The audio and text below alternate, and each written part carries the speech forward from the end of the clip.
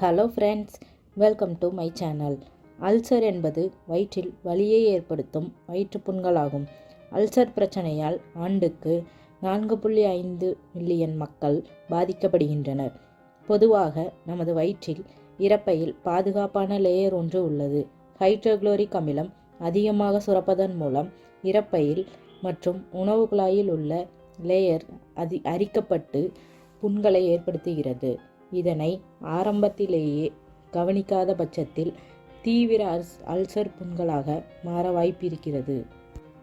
பெரும்பாலும் NSAIDகளை அதிகமாக பயன்படுத்துபவர்கள் ப்ரூஃபைன் அல்லது ஆஸ்பிரின் அடங்கிய வலி மாத்திரைகளை அதிகம் பயன்படுத்துபவர்களுக்கு அல்சர் வர அதிக வாய்ப்புகள் இருக்கின்றன.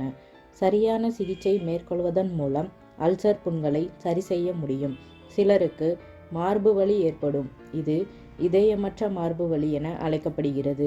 இது மாரடைப்பு அல்லது இதய நோயால் ஏற்படாமல் வயிற்றில் உள்ள புண்களால் மார்பு வலி ஏற்படுகிறது என்று அமெரிக்கன் கேஸ்ட்ரோஎன்டராலஜி கல்லூரி தெரிவித்துள்ளது. மேலும் மன அழுத்தம் அல்லது பதற்றம் காரணமாக கூட இந்த பிரச்சனை ஏற்படலாம். அல்சர் புண்களில் பொதுவான வலிகளில் ஒன்று அடிவயிற்றில் ஏற்படும் கடுமையான வலியாகும். செரிமான மண்டலத்தில் மேற்பகுதியில் எங்கு வேண்டுமானாலும் புண் ஏற்படலாம். இந்த வயிறு வலி உங்கள் வயிறு காலியாக இருக்கும்போது ஏற்படுகிறது.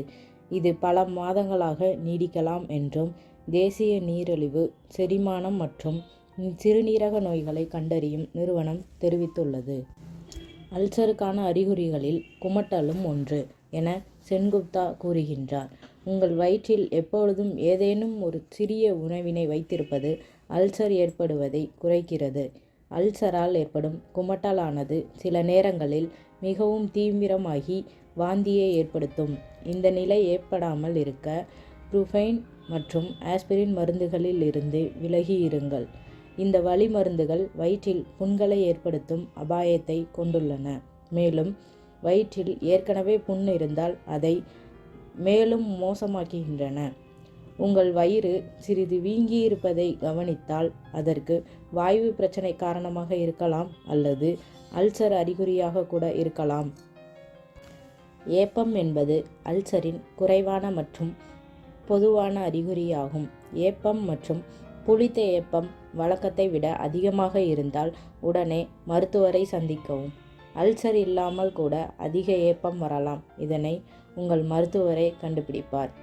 இரைப்பை குழாயில் இருந்து இரத்தம் வருதல் என்பது பல்வேறு வகையான உடல்நல பிரச்சனையை குறிக்கிறது.